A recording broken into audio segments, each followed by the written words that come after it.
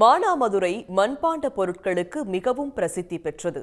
இங்கு தயாராகும் அகல் விளக்குகள் கலைநயம் மிக்கதாகவும் உறுதியாகவும் சுற்றுப்புறச் சூழலை பாதிக்காமல் இருப்பதாலும் பலரும் விரும்பி வாங்குகிறார்கள்.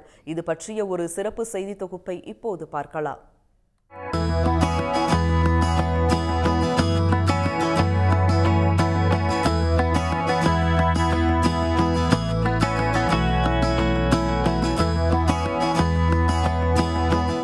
சீசனுக்கு ஏற்றவாறு மண்பாண்ட தொழிலாளர்கள் பொருட்களை தயாரித்து கூட்டுறவு சங்கத்தின் மூலம் விற்பனை செய்கின்றனர். டிசம்பர் 3ஆம் தேதி கார்த்திகை திருநாள் கொண்டாடப்பட உள்ளதால் மானாமதுரையில் அகல் விளக்குகள் தயாரிப்பு பணியில் ஆண்களும் பெண்களும் மும்முரமாக ஈடுபட்டு வருகின்றனர்.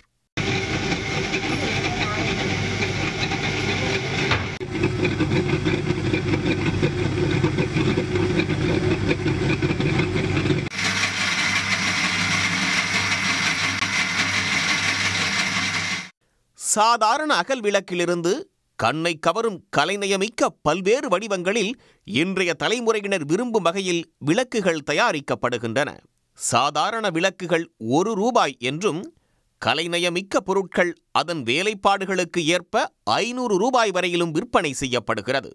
மதுரை, திருச்சி, காரைக்குடி, தேவக்கோட்டை, புதுக்கோட்டை உள்ளிட்ட பல்வேறு நகரங்களில் இருந்தும் வியாபாரிகள் விளக்குகளை வாங்க வருகை தருகின்றனர்.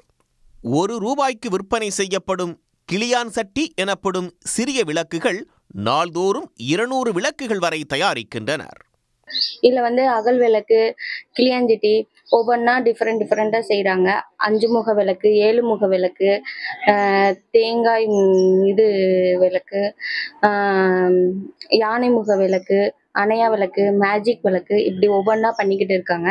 இது நான் இப்போ காமிக்கிறது யானை முக விளக்கு. இது செய்கிறது ஒரு நாளைக்கு 4-5 பீஸ் தான் செய்ய முடியும். இது ஃபினிஷிங் பண்ணுறதுக்கு 2 நாள் ஆகும். மற்ற விளக்குகள் அதன் வேலைப்பாடுகளுக்கு ஏற்ப நாள் ஒன்றுக்கு 4 முதல் 10 வரை தயாரிக்கின்றனர். தயாரித்த விளக்குகளை சூளையில் வைத்து சுடப்பட்ட பின் விற்பனைக்கு அனுப்புகின்றனர். இயற்கை ஆர்வலர்கள் பலரும் மானாமதுரை அகல் விளக்குகளை பெரிதும் விரும்பி வாங்கிச் செல்கின்றனர்.